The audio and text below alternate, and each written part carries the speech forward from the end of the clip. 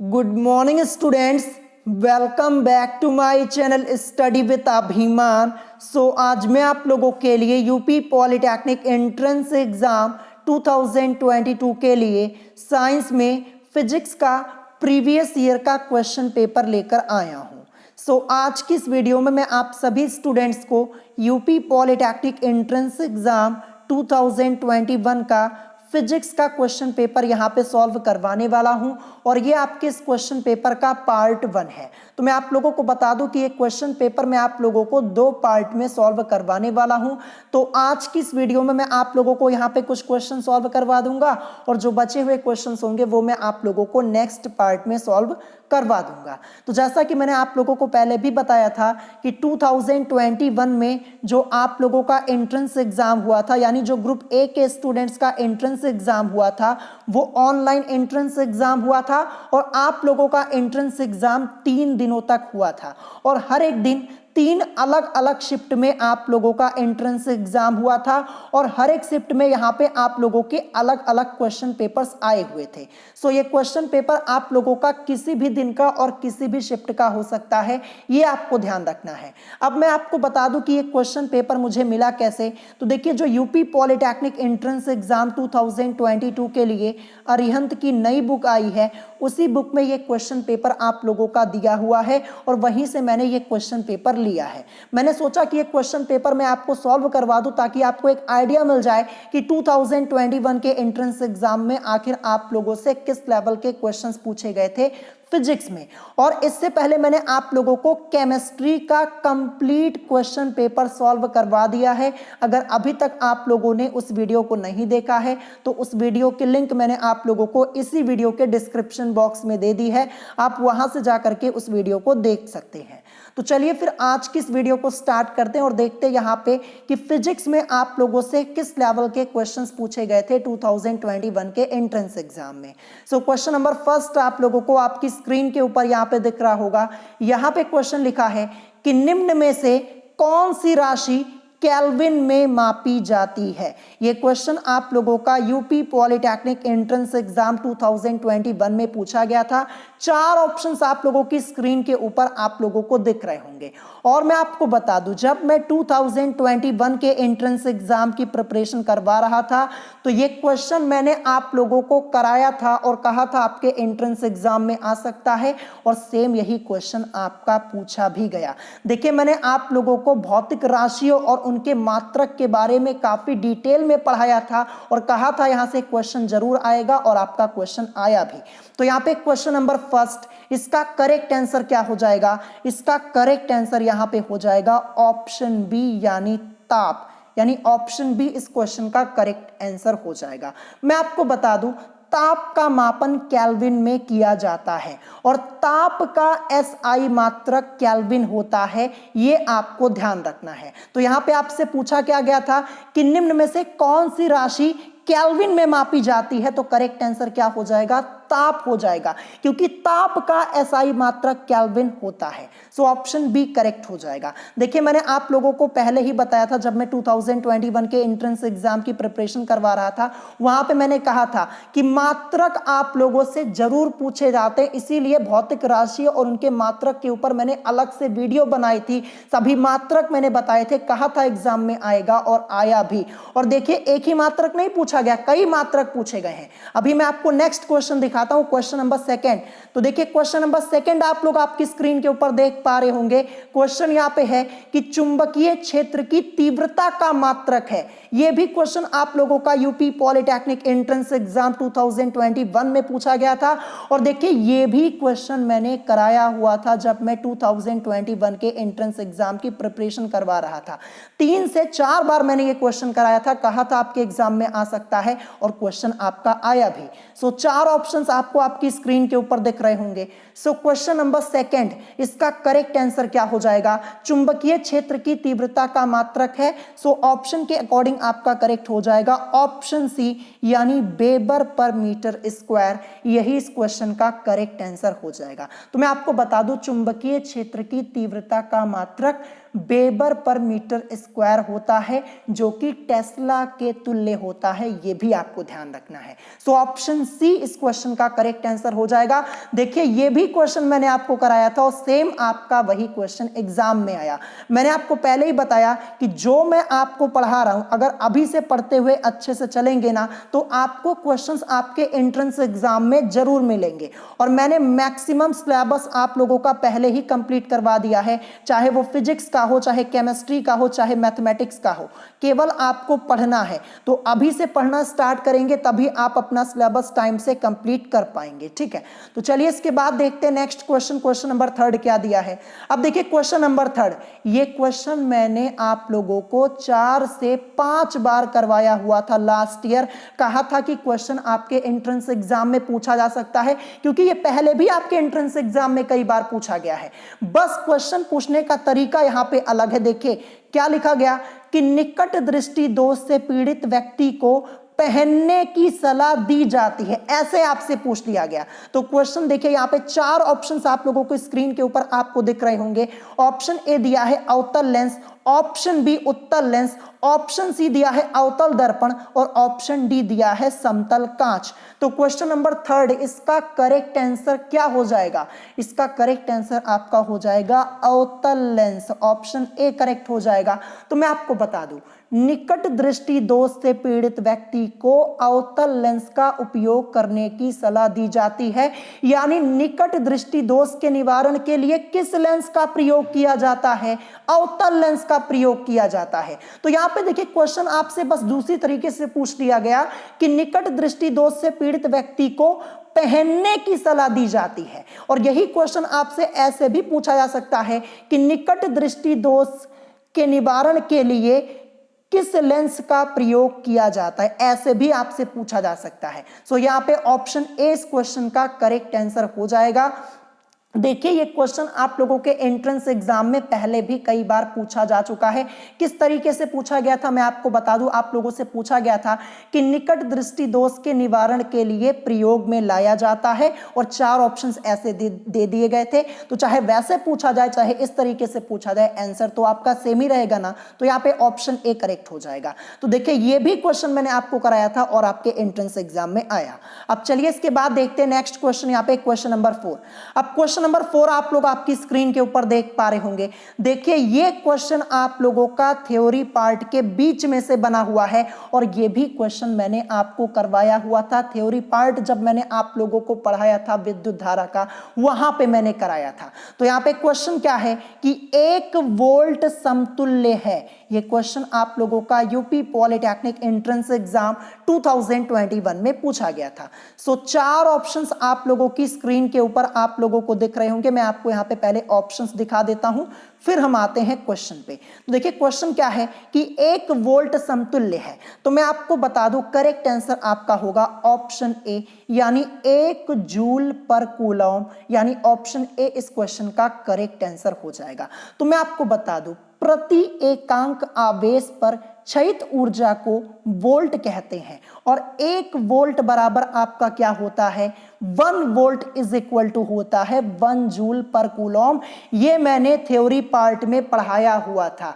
जिन students ने अच्छे से प्रिपरेशन की थी, सब जो मैंने पढ़ाया था उन लोगों ने पढ़ा था, उन लोगों का पेपर बहुत ही अच्छा हुआ था 2021 में, और सभी स्टूडेंट्स ने मुझे कमेंट करके बताया भी हुआ था कि जो मैंने पढ़ाया था सेम वही क्वेश्चन पेपर में आया हुआ था। सो यहाँ पे ऑप्शन ए करेक्ट हो जाएगा। अब चलिए इसके बाद देखते हैं नेक्स्ट क्वेश्चन।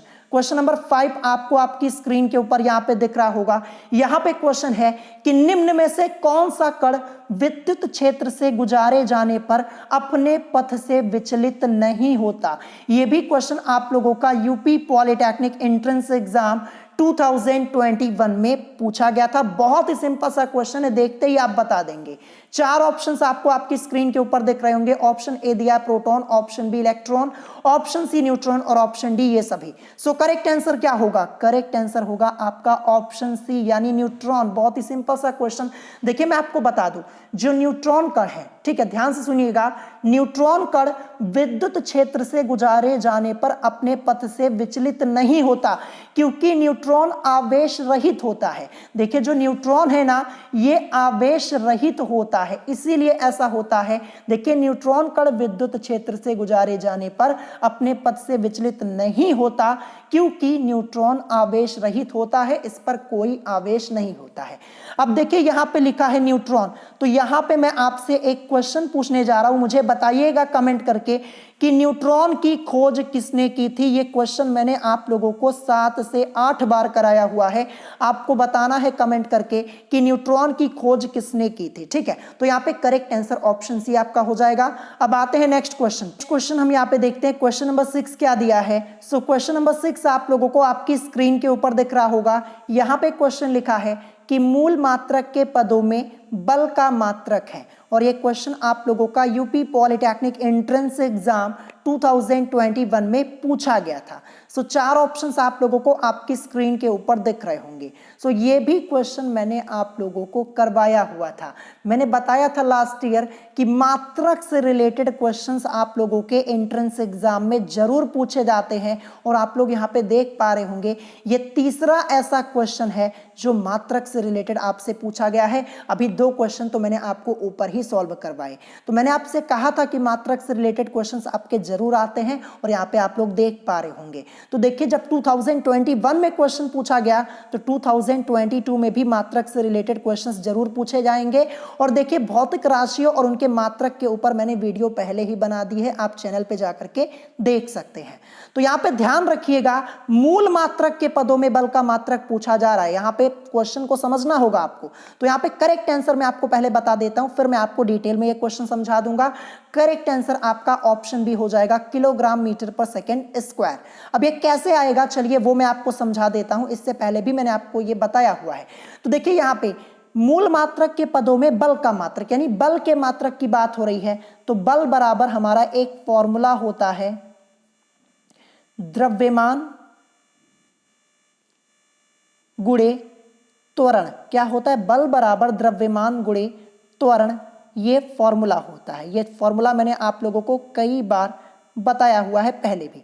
तो देखिए बल को हम F से रिप्रेजेंट करते हैं, क्योंकि बल को हम इंग्लिश में क्या बोलते हैं, फोर्स बोलते हैं।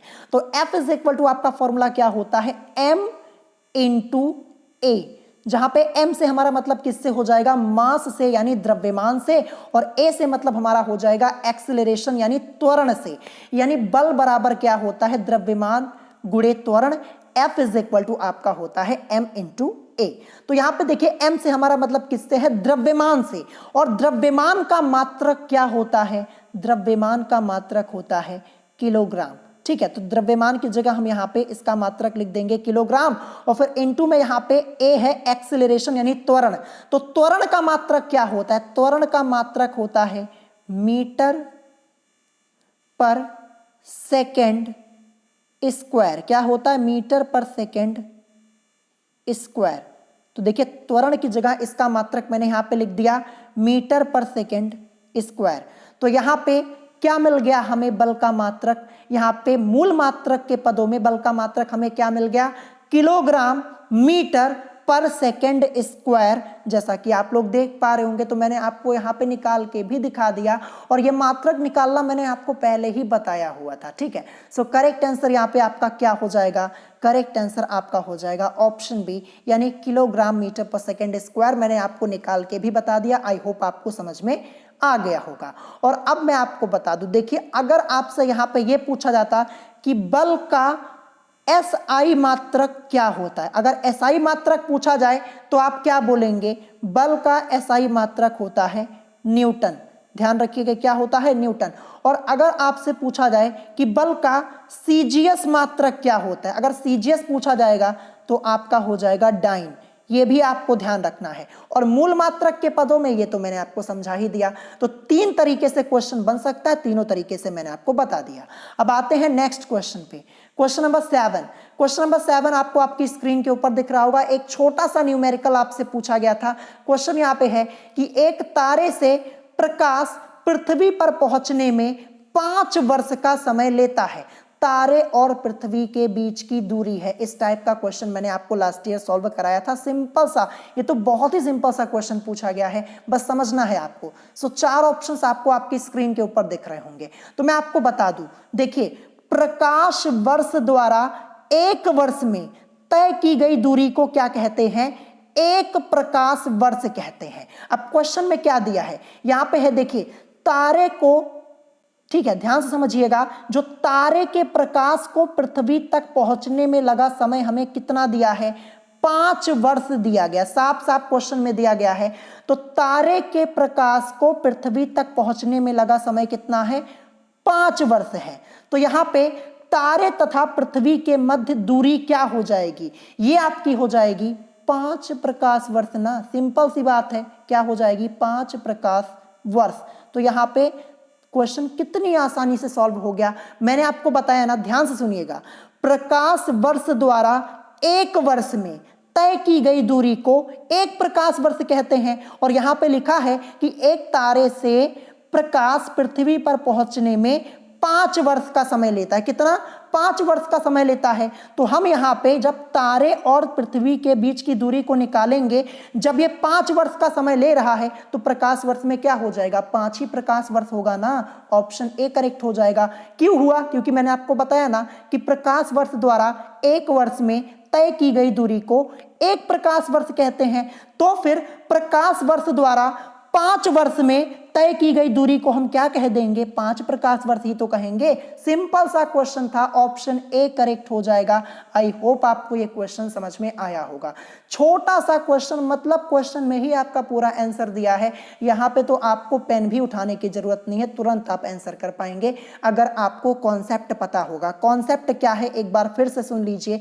प्रकाश वर्ष द्वारा एक वर्ष में तय की गई दूरी को एक प्रकाश वर्ष कहते हैं। अब देखिए यहाँ पे एक तारे से प्रकाश पृथ्वी पर पहुंचने में 5 वर्ष का समय लेता है। तारे और पृथ्वी के बीच की दूरी बतानी थी। जब देखिए यहाँ पे 5 वर्ष का समय लेता है, तो फिर यहाँ पे देखिए प्रकाश वर्ष द्वारा 5 वर्ष में तय की गई दूरी क्या हो जाएगी? 5 प्रकाश वर्ष, यानी ऑप्शन ए करेक्ट हो जाएगा। अब आते हैं नेक्स्ट क्वेश्चन पे, क्वेश्चन नंबर 8। अब क्वेश्चन नंबर 8 यहाँ पे इतना सिंपल क्वेश्चन, इतना इजी क्वेश्चन आपसे पूछा गया, मतलब क्वेश्चन देख के ही आप आंसर बता देंगे। क्या लिखा हुआ है कि 1 माइक्रो एम्पियर विद्युत धारा समतुल्य है, ये आपसे पूछा जा रहा है। 4 ऑप्शंस आपको आपकी स्क्रीन के ऊपर दिख रहे होंगे। देखिए माइक्रो का मतलब क्या होता है? 10 की घात -6 यानी 10 रेज़ टू द पावर -6 होता है। ये तो मैंने आप लोगों को मेजरमेंट वाले चैप्टर में ही पढ़ाया हुआ था। तुरंत आप इसका आंसर कर पाएंगे, जहां पे आपको दिखे 10 की घात -6 वही आपका आंसर हो जाएगा, यानी ऑप्शन ए वाला। अब देखिए यहाँ पे क्या पूछा गया? 1 माइक्रो एम्पियर विद्युत धारा समतुल्य है। तो देखिए 1 माइक्रो एम्पियर की बात हो रही है, तो 1 माइक्रो एम्पियर बराबर आपका क्या हो जाएगा? 1 गुणे 10 की घात -6 एम्पियर, ठीक है। और देखिए यहाँ पे आगे आपको क्या मिल जाएगा? 10 की घात -6 एम्पियर, यही इस क्वेश्चन का करेक्ट आंसर हो जाएगा ना। तो कितना आसान क्वेश्चन आपसे यहाँ पे पूछा गया है। देखिए बस आपको यहाँ पे क्या करना था? माइक्रो पे ध्यान देना था। माइक्रो का मतलब 10 की घात -6 होता है, तुरंत आप यहाँ पे टिक लगा सकते हैं। कितना सिंपल सा क्वेश्चन आपसे पूछा गया था। ये सब मैंने आप लोगों को मेजरमेंट वाले चैप्टर में पढ़ाया है, अगर नहीं पढ़ा है तो पढ़ लीजिएगा, ठीक है।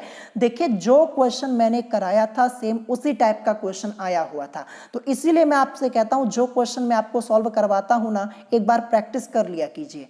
अब आते हैं नेक्स्ट क्वेश्चन पे, क्वेश्चन नंबर 9। क्वेश्चन नंबर 9 आपको आपकी स्क्रीन के ऊपर दिख रहा होगा। ये थोड़ा आपका कॉन्सेप्ट बेस्ड क्वेश्चन है, और इस टाइप का भी क्वेश्चन मैंने आप लोगों को करवाया हुआ था, मैं आपको पहले ही बता दे रहा हूं। ऐसा ही एक क्वेश्चन 2019 के एंट्रेंस एग्जाम में पूछा गया था इसी टाइप का। तो यहाँ पे देखिए क्वेश्चन क्या है, यहां पे लिखा हुआ है VV तथा VR किसी माध्यम में बैंगनी तथा लाल प्रकाश की चाल है, सही उत्तर चुनिए। अब देखिए यहाँ पे VV लिखा है, V से मतलब ये तो चाल हो जाएगी, और ये जो छोटा v यहाँ पे लिखा है इसका मतलब क्या हो जाएगा? वायलेट। वायलेट मतलब बैंगनी रंग, ठीक है, ये आपको ध्यान रखना है। और तथा VR, तो V से मतलब चाल और R से मतलब यहाँ पे रेड हो जाएगा, जो लाल प्रकाश की बात यहाँ पे हो रही है, ध्यान रखिएगा। और यहाँ पे जो V लिखा है वायलेट, वायलेट से मतलब बैंगनी हो जाएगा, जो बैंगनी प्रकाश है इसकी बात यहाँ पे हो रही है, ठीक है। तो यही यहाँ पे लिखा है कि सही उत्तर चुनिए। ये आप लोगों का यूपी पॉलिटेक्निक एंट्रेंस एग्जाम 2021 में क्वेश्चन पूछा गया था। कॉन्सेप्ट बेस्ड क्वेश्चन है। 4 ऑप्शंस आपको आपकी स्क्रीन के ऊपर यहां पे दिख रहे होंगे। सो इस क्वेश्चन का करेक्ट आंसर आपका क्या हो जाएगा? सो इस क्वेश्चन का आपका यहां पे करेक्ट आंसर हो जाएगा ऑप्शन ए वाला। ठीक है, ऑप्शन ए आपका करेक्ट हो जाएगा। अब ये क्यों करेक्ट हुआ ये मैं आपको समझा देता हूं, बहुत ही ध्यान से समझिएगा। देखिए मैं आपको बता दूं, बैंगनी रंग के प्रकाश की चाल लाल रंग के प्रकाश की चाल से क्या होती है? कम होती है, क्योंकि बैंगनी रंग के प्रकाश के लिए माध्यम का अपवर्तनांक अधिक होता है, जबकि लाल रंग के प्रकाश के लिए जो माध्यम का अपवर्तनांक होता है वो क्या होता है? कम होता है। इसीलिए आपका ये वाला रिलेशन यहां पे करेक्ट हो जाएगा। सो ऑप्शन ए इस क्वेश्चन का करेक्ट आंसर होगा। देखिए कॉन्सेप्ट बेस्ड क्वेश्चन है, अगर आपको कॉन्सेप्ट पता होगा क्वेश्चन सॉल्व कर पाएंगे। एक बार फिर से मैं आपको बता दूं, बैंगनी रंग के प्रकाश की चाल लाल रंग के प्रकाश की चाल से क्या होती है? कम होती है, क्योंकि बैंगनी रंग के प्रकाश के लिए माध्यम का अपवर्तनांक अधिक होता है, जबकि लाल रंग के प्रकाश के लिए माध्यम का अपवर्तनांक कम होता है। इसीलिए आपका ऑप्शन ए में जो रिलेशन दिया गया ये आपका करेक्ट हो जाएगा। तो ऐसे ही क्वेश्चंस आपसे पूछे गए थे। अब आते हैं नेक्स्ट क्वेश्चन पे, क्वेश्चन नंबर 10। अब देखिए क्वेश्चन नंबर 10 आप देख पा रहे होंगे, ये क्वेश्चन मैंने 5 से 6 बार करवाया हुआ था। देखिए मैंने एक एक क्वेश्चन सॉल्व कराया था, चाहे वो थ्योरी बेस्ड क्वेश्चन हो चाहे वो न्यूमेरिकल हो, दोनों मिला करके। और न्यूमेरिकल्स तो मैंने सभी करवाए थे और थ्योरी बेस्ड क्वेश्चन एक भी छूटा नहीं हुआ था। जितने इंपॉर्टेंट क्वेश्चन थे लास्ट ईयर सब कराए थे। अब ये भी क्वेश्चन कराया था, ये आपके एग्जाम में आया हुआ है। क्वेश्चन यहाँ पे है कि फ्यूज तार का गलनांक है। इतना सिंपल सा क्वेश्चन, 4 ऑप्शंस आपको आपकी स्क्रीन के ऊपर दिख रहे होंगे। करेक्ट आंसर क्या हो जाएगा? करेक्ट आंसर आपका होगा ऑप्शन बी, यानी निम्न। कैसे निम्न होगा मैं आपको बता दूं। देखिए फ्यूज तार का गलनांक निम्न तथा प्रतिरोध उच्च होता है, यह आपको ध्यान रखना है।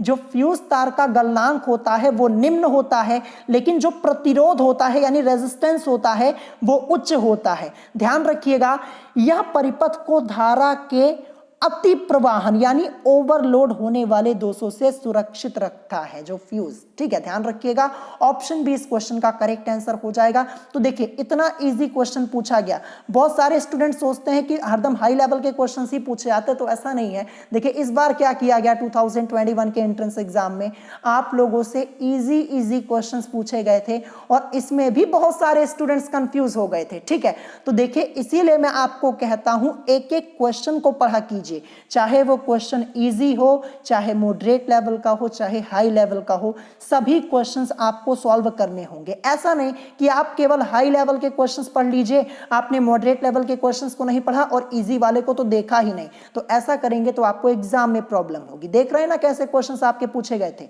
तो यहाँ पे करेक्ट आंसर ऑप्शन बी होगा। अब आते हैं नेक्स्ट क्वेश्चन पे, क्वेश्चन नंबर 11। अब देखिए क्वेश्चन नंबर 11 आपको आपकी स्क्रीन के ऊपर दिख रहा होगा। यहां पे लिखा है कि एक कार की चाल 60 किलोमीटर प्रति घंटा है। कितनी? 16 किलोमीटर पर आवर यानी 60 किलोमीटर प्रति घंटा है। कार की मीटर पर सेकंड में चाल होगी।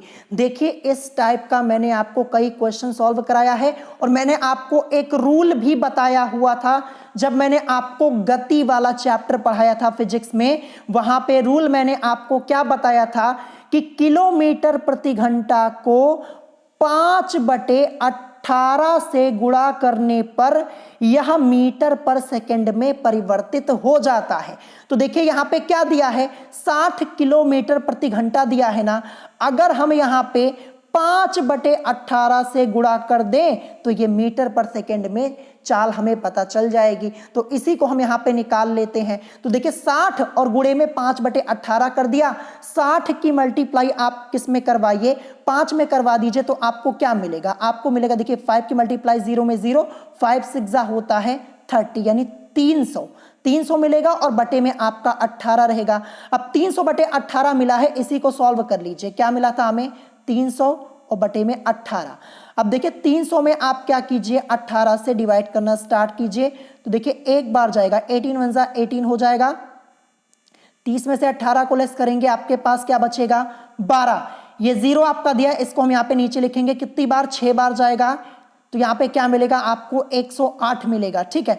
अब 120 में से 108 को लेस करेंगे, आपको 12 मिलेगा। छोटी संख्या, पॉइंट लगाएंगे, जीरो बढ़ाएंगे, कितनी बार, अभी भी ये 6 बार जाएगा, फिर 108 यहाँ पे आएगा, और 120 में से 108 को लेस करेंगे तो हमें क्या मिलेगा, फिर से हमें यहाँ पे 12 मिलेगा, हम एक जीरो बढ़ा सकते हैं, फिर से ये 6 बार जाएगा, फिर से यहाँ पे आपको 108 मिलेगा, और यहाँ पे फिर 12 बचेगा। बस यहाँ पे हम पॉइंट के दो, देखिए पॉइंट के बाद हम यहाँ पे दो संख्या तक सॉल्व करते, इसके बाद नहीं करते। तो यहाँ पे देखिए हमें क्या मिला, 16.66, और ये आपका मीटर पर सेकंड में चेंज हो चुका है। तो कहाँ पे दिया है, 16.66 मीटर पर सेकंड, ये आपका दिया हुआ है ऑप्शन सी में। सो ऑप्शन सी करेक्ट हो जाएगा।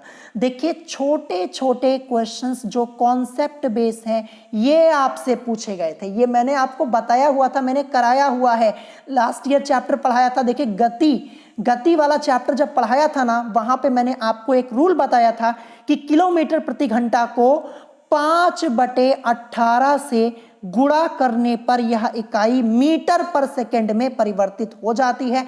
तो किलोमीटर प्रति घंटा में चाल दी थी, मीटर पर सेकंड में हमें यहाँ पे चाल निकालनी थी, तो कुछ नहीं करना था, 60 में आप कीजिए 5/18 से गुणा, तो यहाँ पे 60 पंचे आपका 300 हो जाएगा, 300/18 सॉल्व करने पर आपको क्या मिलेगा, 16.66 मीटर पर सेकंड, यानी ऑप्शन सी आपका इस क्वेश्चन का करेक्ट आंसर हो जाएगा। तो देखिए ऐसे क्वेश्चंस आपसे पूछे गए थे।